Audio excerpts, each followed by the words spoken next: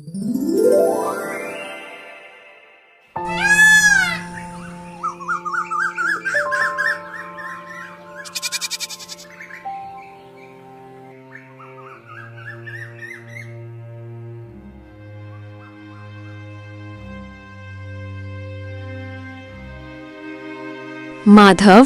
जरा इन खाली बर्तनों की तरफ भी अपनी नजर डालिए। आखिर कब तक हम सिर्फ उम्मीदों के सहारे जिंदा रहेंगे? पूरे गांव में हमारी ही ऐसी बदकिस्मत चौखट है जहां महीने के 15 दिन चूल्हा सिर्फ राख उगलने के लिए जलता है। पड़ोस की स्त्रियां नए कपड़ों और गहनों की बातें करती हैं और मैं यहाँ सिर्फ 2 वक्त की रोटी के लिए तरसती रहती हूँ। भाग्यवान, तुम जानती हो कि मैं मेहनत करने में कोई कसर नहीं छोड़ता। सुबह सूरज निकलने से पहले जंगल जाता हूँ और शाम ढले भारी बोझ उठाकर लौटता हूँ। लकड़ी काटना ही मेरा पुरखों का हुनर है और इसी से हमारा गुजारा चलता है। वक्त बुरा है, मैं मानता हूँ, पर मेहनत का फल कभी ना कभी तो मिलता ही है। तुम चिंता मत करो, मैं आज जंगल के उस हिस्से में जाऊंगा जहाँ की लकड़ियाँ शहर के बाजार में ऊंचे दामों पर बिकती हैं। बस तुम थोड़ा धैर्य रखो, भगवान सब ठीक कर देगा। धैर्य? पिछले 10 सालों से मैं धैर्य का ही घूंट पीकर जी रही हूँ माधव। आपकी ये बातें अब मुझे दिलासा नहीं बल्कि जख्म देती हैं। लकड़ी काटने के अलावा भी दुनिया में बहुत से काम हैं। आप किसी जमींदार के यहाँ मजदूर क्यों नहीं बन जाते, या फिर शहर जाकर कोई ढंग की नौकरी क्यों नहीं ढूंढते? लकड़ी काटकर आप सिर्फ अपना कंधा तोड़ रहे हैं, गरीबी नहीं। मैं अब इस भूख को बर्दाश्त नहीं कर सकती। मुझे बस इतना चाहिए कि कम से कम हम दोनों रात को चैन की नींद सो सके, बिना इस डर के कि कल सुबह क्या खाएंगे। ठीक है भाग्यवान, अगर तुम्हें लगता है कि मेरी मेहनत काफी नहीं है तो मैं आज से ही दूसरे काम की तलाश शुरू कर दूंगा। मैं लकड़ियां काटने के साथ साथ गांव के जमींदार से भी बात करूंगा कि क्या उनके पास मेरे लिए कोई और काम है। मैं नहीं चाहता कि तुम्हारी आंखों में कभी भी दुखों के बादल छाएं। मैं वादा करता हूं कि मैं हार नहीं मानूंगा। बस आज का दिन किसी तरह काट लो। शाम को जब मैं लौटूंगा तो शायद कोई अच्छी खबर लेकर आऊं। अब मुस्कुरा दो, तुम्हारी मुस्कान ही मेरी असली पूंजी है। तभी अचानक दरवाजे पर हल्की सी दस्तक हुई। केशव उठा और बाहर गया। दरवाजे पर एक बूढ़ा साधु खड़ा था। चेहरा शांत, आंखें तेजस्वी, लेकिन शरीर बेहद कमजोर। बेटा, क्या इस प्यासे राही को थोड़ा सा शीतल जल मिल सकता है? मैं मीलों का सफर तय करके आ रहा हूँ और अब मेरी देह मेरा साथ नहीं दे रही। कंठ सूख गया है और पैरों में छाले पड़ गए हैं। अगर तुम्हारे पास थोड़ा सा अन्न भी हो तो इस बूढ़े को दान कर दो। मुझे किसी राजसी भोग की इच्छा नहीं है, बस एक निवाला मिल जाए ताकि मैं अपनी यात्रा जारी रख सकूं। ईश्वर तुम्हारी इस सेवा को स्वीकार करेगा और तुम्हारे घर के भंडार हमेशा भरे रहेंगे। प्रणाम महात्मा जी, आपका मेरे द्वार पर आना मेरा सौभाग्य है, लेकिन मैं आपको किस मुंह से बताऊं कि मेरे पास आपको खिलाने के लिए एक दाना भी नहीं है। हम खुद पिछले कल से भूखे हैं। मेरी कुटिया में केवल खाली बर्तन और गरीबी का डेरा है। लेकिन हाँ, मैं आपको प्यासा नहीं जाने दूंगा। मैं अभी अंदर से ठंडा जल लेकर आता हूँ। भोजन न दे पाने का मुझे बहुत दुख है, कृपया मुझे क्षमा कर दीजिएगा।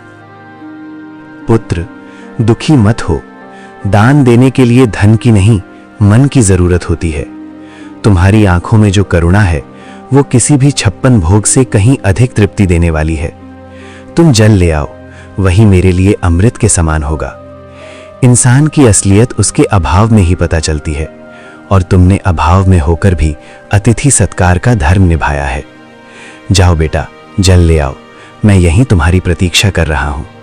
तुम्हारी सादगी ने मेरा मन जीत लिया है। माधव ने जैसे ही योगी को जल पिलाया, योगी का चेहरा चमक उठा। उन्होंने प्रसन्न होकर माधव को आशीर्वाद दिया। माधव, तुम्हारी सेवा भावना से मैं अत्यंत प्रसन्न हूं। मैं तुम्हें 3 ऐसे वरदान देता हूं जो साधारण मनुष्यों की पहुंच से बाहर हैं। तुम जो भी मांगोगे वो सच हो जाएगा। अपनी पहली इच्छा बताओ पुत्र, लेकिन याद रहे वरदान का उपयोग सोच समझ कर करना। धन, वैभव, आयु या शक्ति, तुम कुछ भी मांग सकते हो। बोलो, तुम्हारी पहली अभिलाषा क्या है? महात्मा जी, आपने मुझे बड़ी परीक्षा में डाल दिया। वैसे तो मुझे बहुत कुछ चाहिए, पर मैं अपनी बुद्धि का प्रयोग करना चाहता हूँ। मेरा पहला वरदान ये है कि मेरी ये कुल्हाड़ी, जिसे मैं अपनी जान से ज्यादा चाहता हूँ, जो भी इसे हाथ लगाए वो मेरी आज्ञा के बिना इसे छोड़ ना पाए, और अगर वो इसे चलाना शुरू करे तो जब तक मैं रुकने को न कहूँ वो रुक न सके। क्या आप मुझे ऐसा विचित्र वरदान दे सकते हैं? मुझे लगता है कि ये मेरे बहुत काम आएगी। अजीब मांग है, पर वचन के अनुसार तथास्तु। तुम्हारी कुल्हाड़ी अब तुम्हारी आज्ञा की गुलाम है। अब बिना समय गवाए अपनी दूसरी इच्छा प्रकट करो। याद रखना, तुम्हारे पास केवल 2 और मौके बचे हैं। क्या तुम्हें सोने की खदानें चाहिए या फिर कोई ऐसा महल जो बादलों को छूता हो? संसार की हर सुख सुविधा तुम्हारे कदमों में हो सकती है। बस एक बार अपने मन की बात कहो और चमत्कार देखो। महाराज, दूसरी इच्छा के लिए मैं इस पुरानी लकड़ी की कुर्सी को चुनता हूँ। मैं चाहता हूँ कि जो कोई भी इस कुर्सी पर एक बार बैठ जाए वो मेरी अनुमति के बिना यहाँ से हिल तक न सके। वो इस कुर्सी से ऐसा चिपक जाए जैसे पत्थर पर लकीर।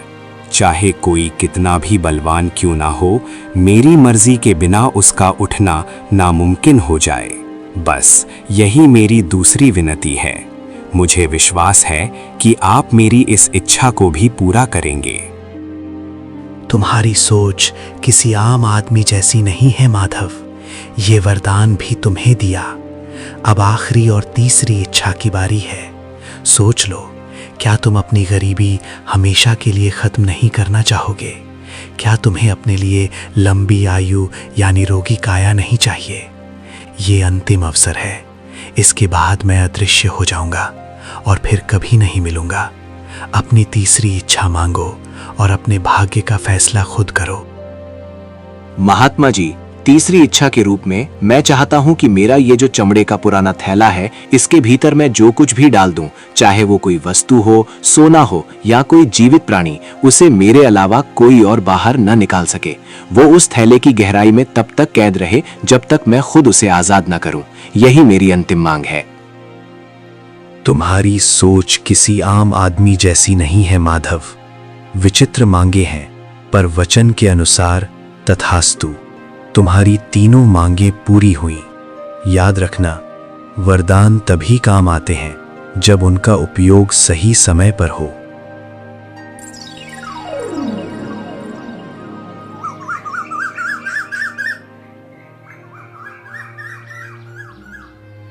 साधु बाबा के जाते ही भाग्यवान, जो अब तक चुपचाप सब सुन रही थी, ज्वालामुखी की तरह फट पड़ी। उसे लगा कि माधव ने अपनी मूर्खता से सुनहरे भविष्य की बलि दे दी है। वाह माधव, क्या गजब की बुद्धिमानी दिखाई है आपने।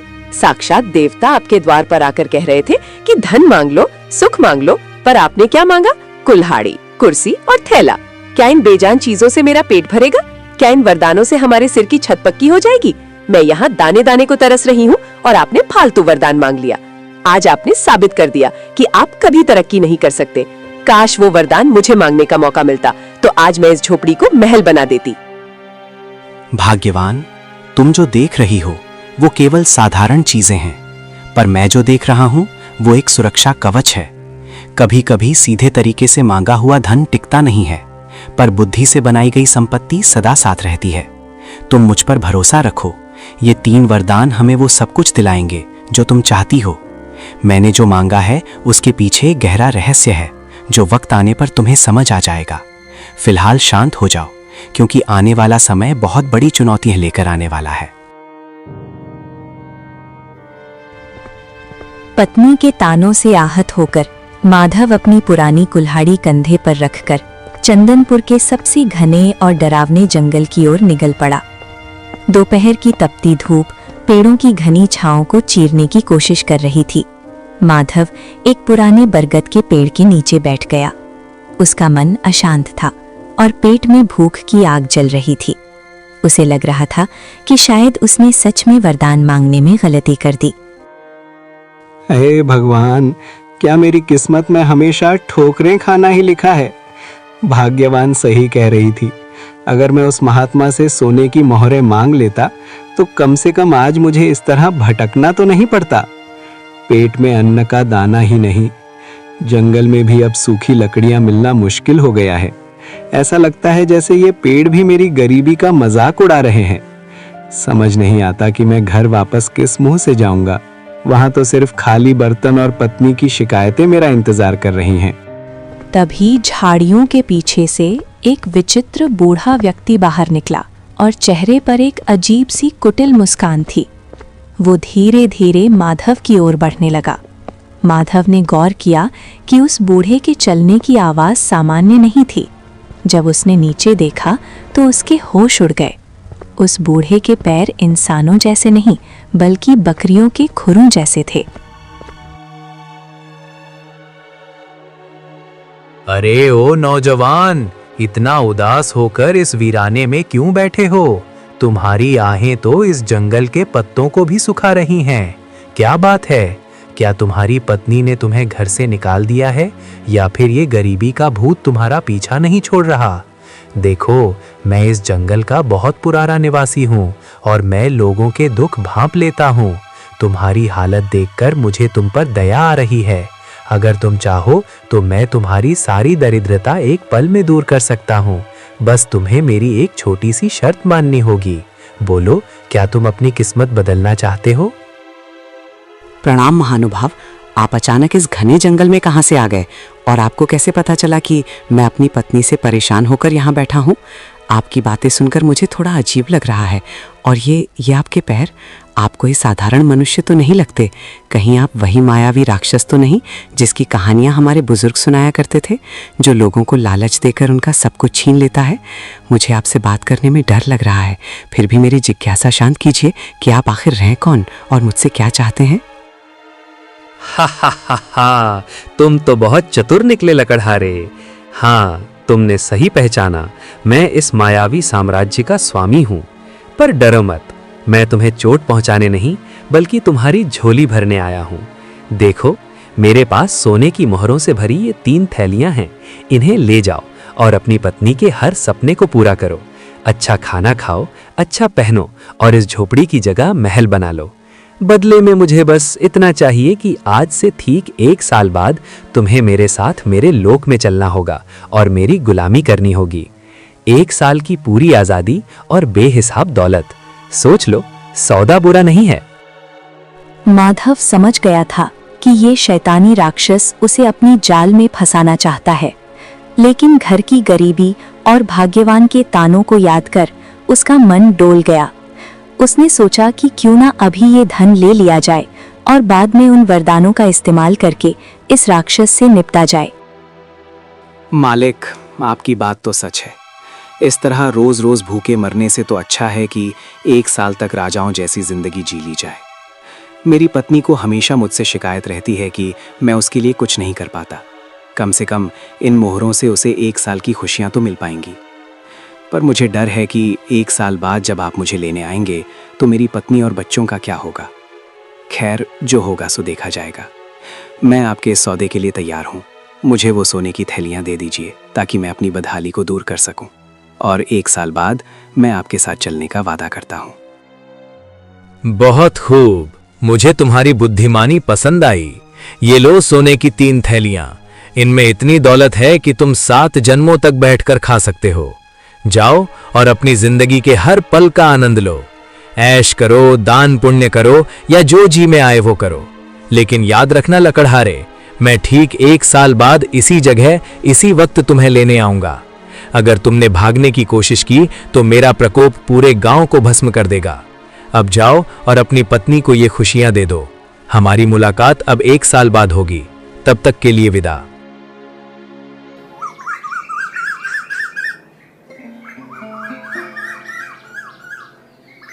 माधव भारी मन और भारी थैलियों के साथ घर लौटा। उसने रास्ते से ढेर सारी मिठाइयाँ, फल, मछली और नए कपड़े खरीदे। भाग्यवान, ओ भाग्यवान, देखो मैं तुम्हारे लिए क्या लाया हूँ। अब तुम्हें कभी भूखा नहीं सोना पड़ेगा और ना ही उन फटे हुए कपड़ों में रहना होगा। देखो, मैं बाजार से तुम्हारे लिए रेशमी वस्त्र और सबसे बढ़िया पकवान लाया हूँ। और ये देखो, सोने की मोहरों से भरी थैलियाँ। अब हम इस पुरानी कुटिया को तोड़कर एक आलीशान मकान बनाएंगे। पूरे चंदनपुर में हमारे जैसा अमीर कोई नहीं होगा। अब मुस्कुराओ और अपनी इस नाराजगी को छोड़ दो, क्योंकि तुम्हारे पति ने तुम्हारी सारी इच्छाएं पूरी करने का रास्ता ढूंढ लिया है। अरे ये सब क्या है माधव? सुबह तो आपके पास एक कौड़ी नहीं थी और अभी दोपहर ढलते ही आप सोने की थैलियां लेकर आ गए। क्या आपने कहीं चोरी की है या किसी का खून किया है? इतने सारे पैसे आपको भला कौन दे सकता है? और ये मिठाइयाँ, ये कपड़े, मेरा तो सिर चकरा रहा है। मुझे सच सच बताइए कि ये धन कहाँ से आया है? कहीं ऐसा ना हो कि इन सुखों के बदले हमें कोई बहुत बड़ी कीमत चुकानी पड़े। मुझे आपकी आंखों में वो खुशी नहीं दिख रही जो इतनी दौलत मिलने पर होनी चाहिए। आप कुछ छुपा रहे हैं ना? भाग्यवान, तुम बहुत सवाल पूछती हो। मैंने कोई चोरी नहीं की है। मुझे जंगल में एक बहुत बड़ा काम मिला है, जिसके लिए मालिक ने मुझे ये पेशगी दी है। उन्होंने कहा है कि मैं 1 साल तक आराम करूं और फिर उनके काम पर लौटूं। बस तुम इतना समझ लो कि अब हमारे अच्छे दिन आ गए हैं। आने वाले 1 साल में हम वो सब करेंगे जो हमने कभी सोचा भी नहीं था। जो भविष्य में होगा उसकी चिंता आज क्यों करना? अभी तो बस इस भोजन का आनंद लो और अपनी खुशियां मनाओ। बाकी सब मुझ पर छोड़ दो। भाग्यवान खुश तो थी, पर उसके मन के किसी कोने में एक अनजाना डर बैठ गया था। समय अपनी गति से चलता रहा। माधव, आज साल का आखिरी दिन है और आप सुबह से पागलों की तरह इस पुरानी कुल्हाड़ी को क्यों घूर रहे हैं? हमारे पास अब सोने की कमी नहीं है, फिर भी आप इस फटी पुरानी कुल्हाड़ी और लकड़ी की बेकार कुर्सी को अपनी जान से ज्यादा संभाल कर रखते हैं। मुझे सच सच बताइए, वो मालिक कौन है जिसने आपको इतना धन दिया और आज वो आपको कहाँ ले जाने वाला है? आपकी चुप्पी मुझे अंदर ही अंदर खाई जा रही है। क्या हम हमेशा के लिए जुदा होने वाले हैं? अगर ऐसा है तो मुझे ये धन दौलत नहीं चाहिए, मुझे बस अपने पति का साथ चाहिए। क्या आप मुझ पर इतना भी भरोसा नहीं करते कि अपनी परेशानी मुझे बता सके? भाग्यवान, तुम व्यर्थ ही घबरा रही हो। मैंने तुम्हें पहले भी कहा था कि वक्त आने पर सब पता चल जाएगा। आज वो घड़ी आ गई है। जो धन हम पिछले 1 साल से इस्तेमाल कर रहे हैं वो कोई साधारण धन नहीं था। उसे पाने के लिए मैंने अपनी जान का सौदा किया है। लेकिन घबराओ मत, मैंने उस महात्मा से जो 3 वरदान मांगे थे वो आज हमारी रक्षा करेंगे। तुम बस इतना करो कि जब वो अतिथि यहाँ आए तो तुम घर के अंदर रहना और चाहे जो हो जाए बाहर मत आना। आज मैं दिखा दूंगा कि एक साधारण इंसान की बुद्धि बड़े से बड़े मायावी को कैसे परास्त कर सकती है। बस मुझ पर विश्वास रखो और प्रार्थना करो। वो बूढ़ा आदमी अब अपने असली रूप में था, एक भीमकाय राक्षस जिसकी लंबी सींगें थीं और आंखों से अंगारे बरस रहे थे। लकड़हारे, समय समाप्त हुआ। देखो, मैं अपना वादा निभाने आ गया हूँ। तुमने 1 साल तक मेरे धन पर खूब ऐश की, अच्छे पकवान खाए, पर अब भुगतान का समय है। चलो अपनी ये कुल्हाड़ी उठाओ और मेरे पीछे पीछे मेरे नरक लोक की ओर चलो। वहां तुम्हें अनंत काल तक मेरी गुलामी करनी होगी। अब देर मत करो, मेरी भूख बढ़ रही है और मुझे इंसानों को तड़पाने में बड़ा मजा आता है। क्या तुम तैयार हो अपने मालिक के साथ चलने के लिए, या फिर मुझे तुम्हें घसीट कर ले जाना पड़ेगा? अपनी पत्नी से विदा ले लो, क्योंकि अब तुम उसे कभी दोबारा नहीं देख पाओगे। प्रणाम मालिक, आप आ गए। मैं तो आपका ही इंतजार कर रहा था। भला मैं अपने वादे से कैसे मुकर सकता हूँ? मैं चलने के लिए बिल्कुल तैयार हूँ। आखिर आपने मुझे 1 साल तक राजाओं वाली जिंदगी जो दी है। लेकिन मालिक, जाने से पहले मेरी एक छोटी सी विनती है। देखिए, मैंने अपने बच्चों के लिए ये ढेर सारी लकड़ियाँ इकट्ठा की हैं ताकि मेरे जाने के बाद उन्हें सर्दी न लगे। बस इतनी सी लकड़ियाँ काटनी बाकी रह गई हैं। अगर आप महानता दिखाते हुए अपनी दिव्य शक्ति से इन 2-4 कुंदों को फाड़ दें तो मैं चैन से आपके साथ चल सकूंगा। आपके लिए तो ये पल भर का काम है। क्या आप अपने सेवक पर इतना सा उपकार करेंगे? तुम इंसान भी कितने भावुक होते हो, जाते जाते भी लकड़ियों की चिंता कर रहे हो। लाओ इधर दो ये खिलौना जैसी कुल्हाड़ी। देखो मैं इसे कैसे एक ही वार में चकनाचूर करता हूं। ये लो और ये लो। अरे ये क्या हो रहा है? ये कुल्हाड़ी मेरे हाथों से चिपक क्यों गई है? मैं इसे छोड़ना चाहता हूं पर ये मेरे हाथों को जकड़ती जा रही है। और मेरा शरीर अपने आप वार किए जा रहा है। मैं रुकना चाहता हूं पर मेरे हाथ रुक नहीं रहे। लकड़हारे, ये क्या जादू किया है तूने? मुझे रोक, मैं कह रहा हूं मुझे अभी के अभी रोक, वरना मैं इस पूरी जगह को तबाह कर दूंगा।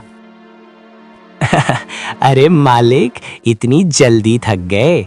आप तो कह रहे थे कि ये आपके लिए बच्चों का खेल है। काटिए मालिक, अभी तो बहुत सारी लकड़ियां बाकी हैं। आप शायद भूल गए, इस कुल्हाड़ी को जो भी पकड़ता है वो मेरी आज्ञा के बिना इसे छोड़ नहीं सकता, और जब तक मैं ना कहूँ वो रुक भी नहीं सकता। अब काटते रहिए लकड़ियां पूरी रात। मुझे तो अब नींद न रही है, मैं जाकर थोड़ा आराम करता हूँ। जब आप थक कर चूर हो जाए और आपकी हड्डियां जवाब देने लगे तब मुझे पुकारिएगा।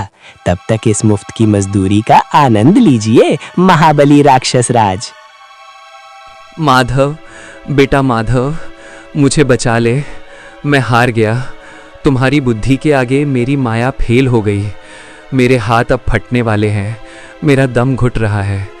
कृपया मुझे इस कुल्हाड़ी के चंगुल से आज़ाद कर दो। मैं कसम खाता हूँ कि मैं तुम्हें अभी नहीं ले जाऊँगा। मैं तुम्हें 1 और साल की मोहलत देता हूँ और साथ में 3 और सोने की थैलियाँ भी दूंगा। बस मुझे इस नरक से निकालो। मैं अब एक पल भी ये कुल्हाड़ी नहीं चला सकता। मुझ पर दया करो। अच्छा, तो अब आप रास्ते पर आए। 1 साल की मोहलत और 3 थैलियां? नहीं नहीं मालिक, इतना कम तो मेरी मेहनत का हर्जाना भी नहीं है। अगर आप आजाद होना चाहते हैं तो आपको मुझे 5 थैलियां सोने की मोहरें देनी होंगी और वादा करना होगा कि आप अगले 2 साल तक इधर नजर भी नहीं आएंगे। अगर मंजूर है तो मैं कुल्हाड़ी को रुकने का आदेश दूं? मंजूर है, मुझे सब मंजूर है। 5 क्या तुम 7 थैलियां ले लो, पर मुझे इस जादुई फंदे से छुड़ाओ। मैं अगले 2 साल तक इस गांव की सीमा में भी कदम नहीं रखूंगा। ये लो तुम्हारी सोने की थैलियां। मैंने अपनी माया से उन्हें तुम्हारे आंगन में प्रकट कर दिया है। अब बस इस कुल्हाड़ी को रुकने को कहो। मेरी शक्ति अब जवाब दे रही है। माधव ने कुल्हाड़ी को रुकने का आदेश दिया। कुल्हाड़ी तुरंत राक्षस के हाथ से छूटकर गिर गई। राक्षस बिना पीछे मुड़े वहां से भाग खड़ा हुआ। समय का पहिया अपनी गति से चलता रहा और देखते ही देखते 2 साल का लंबा अरसा बीत गया। माधव, आज 2 साल पूरे होने को है। पिछली बार आपने उस राक्षस को अपनी जादुई कुल्हाड़ी से धूल चटा दी थी, लेकिन मुझे डर है कि वो इस बार और भी ज्यादा तैयारी के साथ आएगा। क्या आपको नहीं लगता कि हमें ये गांव छोड़कर कहीं दूर चले जाना चाहिए? ये ऐशो आराम, ये महल सब बेकार हैं अगर आप सुरक्षित नहीं हैं। मेरी रातों की नींद उड़ गई है। हराहट पर मुझे वही भयानक चेहरा याद आता है। भाग्यवान, तुम व्यर्थ ही अपने मन को अशांत कर रही हो।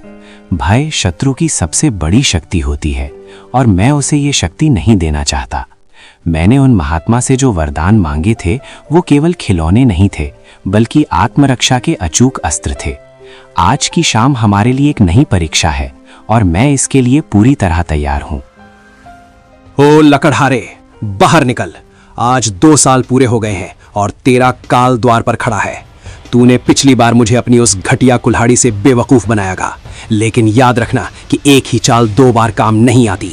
इस बार मैं ना तो तेरी किसी चीज को हाथ लगाऊंगा और ना ही तेरी बातों में आऊंगा। अरे मालिक, आप आ गए। मैं तो कब से आपकी प्रतीक्षा कर रहा था। आप तो बाहर ही रुक गए। क्या आप अपने इस पुराने सेवक से इतना डर गए हैं? देखिए, मैं तो जलने के लिए बिल्कुल तैयार खड़ा हूँ। पिछली बार जो हुआ उसके लिए मैं आपसे क्षमा चाहता हूँ। वो तो बस एक मजाक था। आइए, अंदर आइए। आप इतनी दूर से थके हारे आए होंगे, कम से कम थोड़ा विश्राम तो कर लीजिए। देखिए, मैंने आपके स्वागत के लिए आंगन में अपनी सबसे आरामदायक कुर्सी रखी है। बस 5 मिनट वहाँ बैठिए। मैं अपनी पत्नी से विदा लेकर और अपना थोड़ा सामान समेटकर तुरंत आपके साथ चलता हूँ। राक्षस माधव की बात सुनकर सोच में पड़ गया। उसे लगा कि माधव शायद हार मान चुका है। उसने चारों तरफ देखा। वहां ना तो कोई कुल्हाड़ी थी और ना ही कोई हथियार। आंगन के बीचों बीच बस एक साधारण सी लकड़ी की कुर्सी रखी थी। अपनी थकान और माधव की विनम्रता को देखते हुए राक्षस ने सोचा कि थोड़ा आराम करने में कोई बुराई नहीं है। लगता है तुझे अब अपनी असलियत समझ आ गई है। अच्छा है कि तूने सरेंडर कर दिया, वरना मैं आज बहुत गुस्से में था। खैर, तू कहता है तो मैं 5 मिनट यहाँ बैठ जाता हूँ, पर याद रखना, अगर तूने कोई चालाकी की तो तेरा अंजाम बहुत बुरा होगा। ये कुर्सी तो सच में बहुत आरामदायक है। अब जा जल्दी से अपना सामान ले आ और अपनी पत्नी को आखिरी बार देख ले। मैं यहाँ बैठ के तेरा इंतजार कर रहा हूँ। अरे मालिक, आपको कुर्सी पसंद आई ये जानकर मुझे बहुत प्रसन्नता हुई। पर क्या आप जानते हैं ये कुर्सी जितनी आरामदायक बैठने में है, उठने में उतनी ही कष्टदायक है। जरा कोशिश तो कीजिए उठने की। क्या हुआ मालिक, आप तो हटने का नाम ही नहीं ले रहे। लगता है आप मेरी इस तुच्छ कुर्सी के प्यार में पड़ गए हैं। मैंने आपको बताया नहीं था कि जो भी इस कुर्सी पर एक बार विराजमान हो जाता है वो मेरी आज्ञा के बिना यहाँ से हिल तक नहीं सकता। राक्षस ने पूरी ताकत लगा दी। उसने जोर जोर से चिल्लाया और अपनी मायावी शक्तियों का उपयोग किया, पर वो कुर्सी से टस से मस न हुआ। ऐसा लग रहा था जैसे वो कुर्सी का ही एक हिस्सा बन गया हो। वो जितना जोर लगाता कुर्सी उसे उतना ही कसकर जकड़ लेती। हार मानकर वो फिर से गिड़गिड़ाने लगा। माधव, ये तूने फिर से मेरे साथ क्या किया? मुझे छोड़ दे, मैं इस कुर्सी से चिपक गया हूँ, मेरी हड्डियाँ चटक रही हैं। मुझे लगा था तू सुधर गया होगा, पर तू तो पहले से भी ज्यादा खतरनाक निकला। मुझे इस कैद से आजाद कर दे। मैं वादा करता हूँ कि मैं तुझे कभी अपने लोक नहीं ले जाऊंगा। मुझे बहुत दर्द हो रहा है लकड़हारे, क्या तुझे मुझ पर दया नहीं आती? मैं कसम खाता हूँ कि मैं फिर कभी इधर नहीं आऊंगा। बस मुझे इस लकड़ी के शैतान से अलग कर दे। दया? आप एक राक्षस होकर दया की बात कर रहे हैं? आप तो मुझे खत्म करने आए थे। देखिए मालिक, मैं कोई बुरा इंसान नहीं हूं, पर मैं अपनी सुरक्षा करना जानता हूं। अगर आप आज़ाद होना चाहते हैं तो पिछली बार से दुगनी कीमत चुकानी होगी। मुझे 10 थैलियां सोने की मोहरें चाहिए, और इस बार आपको वादा करना होगा कि आप अगले 5 सालों तक इस इलाके की तरफ मुड़कर भी नहीं देखेंगे। अगर आपको ये सौदा मंजूर है तो कहिए। मंजूर है, मुझे सब मंजूर है। 10 क्या, मैं तुझे 20 थैलियां दूंगा। बस मुझे यहाँ से उठा। मैं वचन देता हूँ कि अगले 5 सालों तक मैं तेरे गांव की परछाई से भी दूर रहूंगा। तेरी बुद्धि के आगे मैं नतमस्तक हूँ। ये ले तेरा धन। अब बस अपनी इस जादुई कुर्सी को हुक्म दे कि वह मुझे छोड़ दे। मैं अब एक पल भी यहाँ नहीं रुकना चाहता। मुझे जाने दे माधव, मैं फिर कभी तुझे चुनौती देने की भूल नहीं करूंगा। माधव ने जैसे ही आजाद कहा, राक्षस स्प्रिंग की तरह कुर्सी से उछला और बिना पीछे देखे भाग निकला। उसके बाद राक्षस कभी वापस नहीं आया। माधव उस धन से गांव का सबसे अमीर आदमी बन गया था। और इस तरह माधव और भाग्यवान ने अपनी सादगी और बुद्धिमत्ता से एक महाबली राक्षस को धूल चटा दी।